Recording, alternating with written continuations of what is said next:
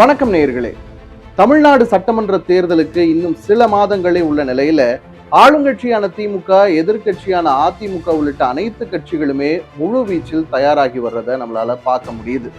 தேர்தல் வியூகம் முதல் வேட்பாளர்கள் தேர்வு வர அனைத்து பணிகளும் விறுவிறுப்படைஞ்சிருக்கு. இது ஒரு புறம் இருக்க, ஆளுங்கட்சிக்கு அதிருப்தியான தொகுதிகள் பட்டியல்ல இன்னைக்கு நம்ம பார்க்க போற தொகுதி பர்கூர்.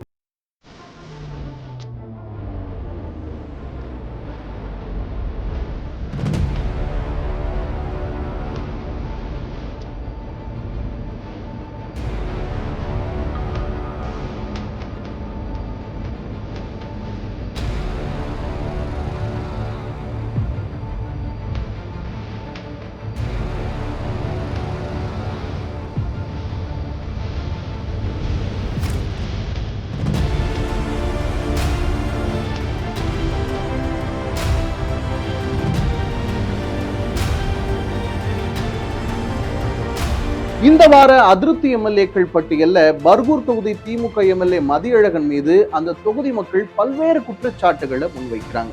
அந்த தொகுதி மக்களுக்கு சிட்டிங் எம்எல்ஏ மீது அப்படி என்ன கோபம்? சட்டப்பேரவை தேர்தலில் தங்களின் பலம் என்ன? கூட்டணி பலத்தில் வெற்றி பெற முடியும் தொகுதிகள் எவை? தொகுதிக்குள் செல்வாக்கு பெற்ற நபர் யார்? ஏற்கனவே சிட்டிங் எம்எல்ஏவாக இருப்பவரின் செல்வாக்கு என்ன? அவர் மீதான குற்றச்சாட்டுக்கள், குறைகள் என்ன? அவருக்கே மீண்டும் வாய்ப்பு கொடுக்கலாமா அல்லது மாற்று வேட்பாளரை களமிறக்கலாமா என்பது குறித்து திமுக, அதிமுக உள்ளிட்ட அனைத்து கட்சி தலைமைகளுமே தீவிரமாக அலசி ஆராய்ந்து கொண்டிருப்பதை பார்க்க முடிகிறது. தனி பெரும்பான்மையுடன் திமுக ஆளும் கட்சியாக இருந்து வரும் போதிலும் அந்த கட்சிக்கு பலவீனமாக இருக்கும் மாவட்டம் என்றால் கிருஷ்ணகிரிதான் முதன்மை வகிக்கிறது. அந்த அளவுக்கு மாவட்டத்தின் 6 தொகுதிகளில் அதிமுக 3, திமுக 2 மற்றும் அதன் கூட்டணி கட்சியான இந்திய கம்யூனிஸ்ட் கட்சி 1 என்ற விகிதத்தில் சம பலத்துடன் இருக்கின்றன. கிருஷ்ணகிரி மாவட்ட சட்டமன்ற தொகுதிகளிலேயே பர்கூர் தொகுதி தனிச்சிறப்பு வாய்ந்தது. இங்குதான் முன்னாள் முதலமைச்சர் ஜெயலலிதா வெற்றி பெற்று முதலமைச்சராக அமர்ந்தார் என்பதும், இதே பர்கூரில்தான் திமுகவின் மிகச் சாதாரணமான வேட்பாளரிடம் அவர் தோல்வியடைந்து அரியணையை பறிகொடுத்தார் என்பதும் மாற்ற முடியாத வரலாறு. பர்கூர் தொகுதி ஏடிஎம்கே கோட்டையா இருந்தது. அது எங்களுடைய என்ன மாதிரி ஒரு நூற்றுக்கணக்கான தொண்டங்கள் எல்லாம் அதிகமாக உழைச்சு தான் திமுக ஒரு எம்எல்ஏ உருவாக்குறதுக்கு முடிஞ்சது. பர்கூர் தொகுதியில் கடந்த முறை திமுக சார்பில் வெற்றி பெற்று எம்எல்ஏவாக இருப்பவர் மதியழகன். இவருக்கு இந்த முறை மீண்டும் வாய்ப்பு கிடைக்குமா என்றால் தொகுதி நிலவரம் அவருக்கு சாதகமாக இல்லை என்றே சொல்லப்படுகிறது.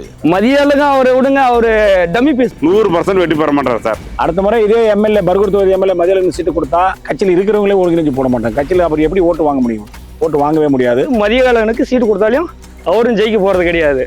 அந்த சூழ்நிலை தான் இப்போது இருக்கு. கட்சியினரை மதிப்பது இல்லை, வளர்ச்சி பணிகள் நிறைவேற்றவில்லை, தொகுதி மக்களிடம் அதிருப்தி என மதியழகன் மீது சொந்த கட்சியினரே வரிசையாக புகார்களை அடுக்குகிறார்கள். மக்களுக்கு சேவை செய்யணுன்ற எண்ணம் இல்லை. பேருக்கு ஆடம்பரம், காரு, பங்களா, பேருக்கு எம்எல்ஏ, மாவட்ட செயலாளர். அவங்க பர்சனல் பிஏவை தப்பு பண்ணிட்டு ஜெயில தான் இருக்காரு. உங்களுக்கு எல்லாம் டிவில எல்லாம் போட்டு காமிச்சாங்களே. கிருஷ்ணகிரி மாவட்டத்தில் இருக்கிற மக்கள் பூரா அவங்க மேல வெறுப்பாக்குறாங்க.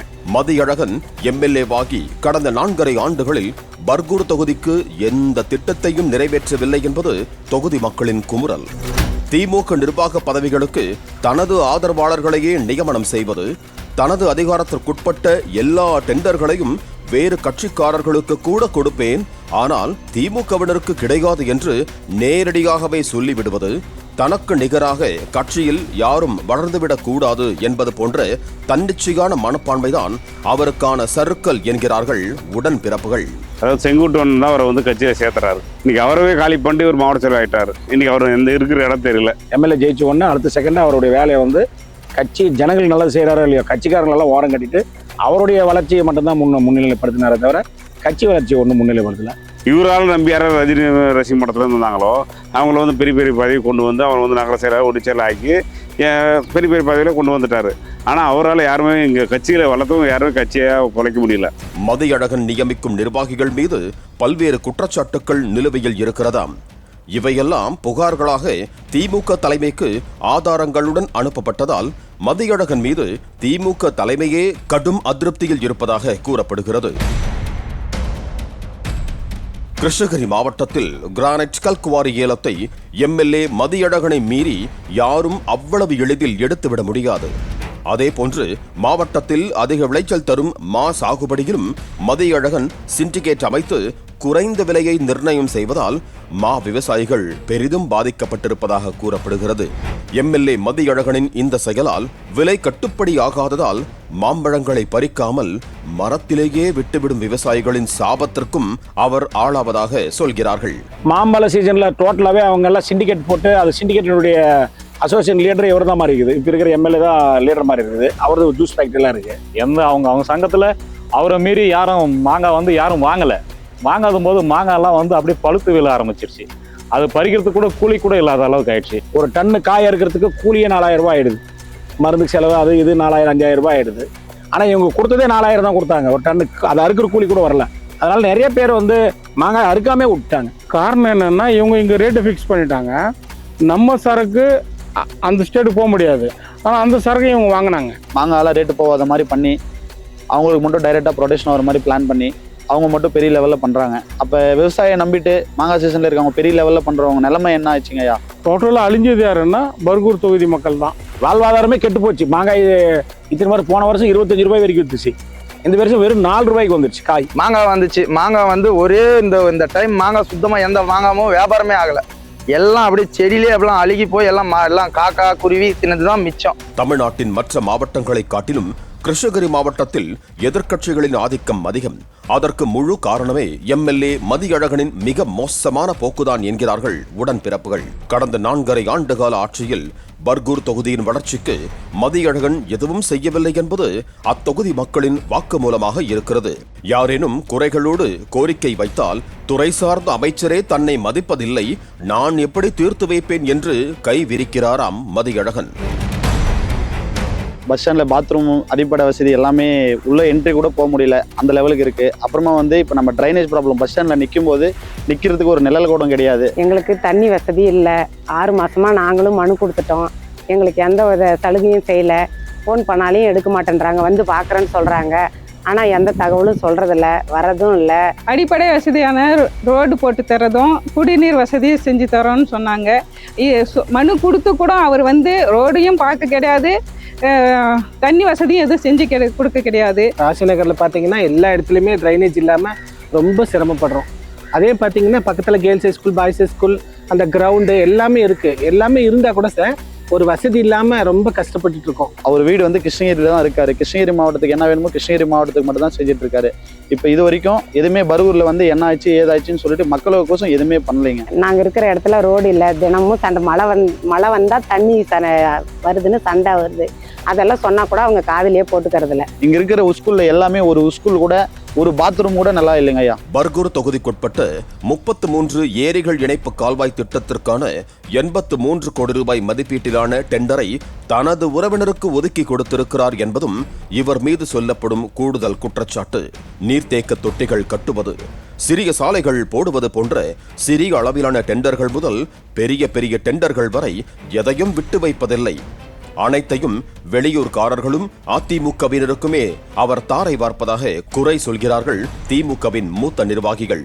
சொந்த கட்சிக்காரர்களிடம் கமிஷன் பெற முடியாது என்ற ஒரே காரணத்திற்காகவே மதியழகன் இப்படி நடந்து கொள்வதாக சொல்கிறார்கள் உடன்பிறப்புகள். நான் பஞ்சாயத்து தலைவராக இருக்கிறேன். எங்கள் வீட்டில் சேர்மனாக இருந்தாங்க. நாங்களும் இதுக்கு கட்சியில் பாடுபட்டு தான் அந்த இடத்த பிடிச்சிங்க. அந்த இடத்த பிடிச்சியும் எங்களுக்கு அதை நிறைய டார்ச்சர் கொடுக்க ஆரம்பிச்சிட்டார் யார் எம்எல்ஏ. சரி, அதனால் தலைமைக்கு சொல்லலாம்னு சொல்லிட்டு மந்திரிக்கிட்டையும் சொன்னாங்க. பொறுப்பு மந்திரிக்கிட்ட சொன்னாங்க. பொறுப்பு மந்திரி இன்னும் கவனிக்கல. ஒன்று தலைமையாவது கேட்டிருக்கணும், இல்லை இவங்களாவது அனுசரிச்சு போய் யாருமே ஒன்றுமே கேட்கல. அதனால் பொறுத்து பார்த்து நாங்கள் ஒரு 5-6 கவுன்சிலரும் சேர்மேனும் நாங்கள் கட்சி விட்டு விலகி ஏடிஎம்கேக்கு போய். நர்சரி தொழிலுக்கு பிரசித்தி பெற்றது கிருஷ்ணகிரி மாவட்டம். இங்குள்ள சந்தூர், போச்சம்பள்ளி, அரசம்பட்டி ஆகிய இடங்களில் நர்சரிகள் செயல்பட்டு வரும் நிலையில் இங்குள்ள மா, தென்னை நர்சரிகளில் இருந்துதான் நாற்றுகள் பெறப்பட்டு தமிழ்நாடு முழுவதும் அனுப்பப்படுகிறது. அதற்கான டெண்டர்களை கூட திமுகவினருக்கு கிடைக்காதபடி செய்திருக்கிறார் மதியழகன். தலைமையில் உள்ள முக்கிய நபர்களை சரிகட்டி கீழே திமுக நிர்வாகிகளை பணிய வைத்துக் கொள்வது மதியழகன் பாணியாம். இதற்கு திமுக தலைமை அலுவலகமான அண்ணா அறிவாலயத்தில் உள்ள சிலர் கூட துணை போவதாக சொல்கிறார்கள். தலைமை தெரிஞ்சு என்ன சார் பண்றது? இவர் தான் மாவட்ட செயலாளர். இங்க மாவட்ட செயலாளர், எம்எல்ஏ அவரு, என்ன பண்ண முடியும்? பர்கூர் தொகுதியில் இருந்து இம்முறை மதியழகனை கடற்றி விடுவதற்கும் திமுக தலைமை முடிவெடுத்திருப்பதாகவும் செய்திகள் கசிக்கின்றன. பர்கூரில் எம்எல்ஏவாக தொடர்வதற்கும் மதியழகன் பல்வேறு வியூகங்களை வகுத்து வரும் நிலையில் அவை அனைத்தும் வீண் என்றே தெரிகிறது. பர்கூர் தொகுதி கள நிலவரப்படி ஆளுங்கட்சி எம்எல்ஏவான மதியழகன் மீது அந்த தொகுதி மக்கள் அதிருப்தியில் இருக்கிறத பார்க்க முடியுது. தொகுதி மக்கள் மட்டுமில்ல, தன் சொந்த கட்சிக்காரங்க ஆயிரக்கணக்கான பேர் அதிமுக போய் சேர்ந்ததுக்கும் காரணம் மதியழகன் தான் சொல்லப்படுது. இந்த தொகுதி குறித்த விரிவான அலசலை நம்ம அடுத்த நிகழ்ச்சியில பார்க்கலாம். அதுவரை உங்களிடமிருந்து விடை பெறுவது அல்தாஃப்.